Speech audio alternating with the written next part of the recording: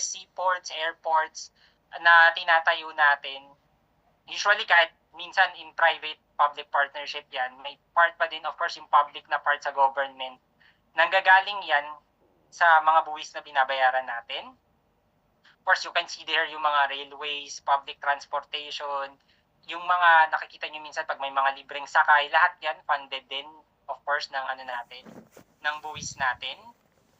Itong next naman na makikita nyo yung picture, siguro ito yung isa sa pinaka-impactful na natin, na contribution ng taxes natin. Of course, yung education.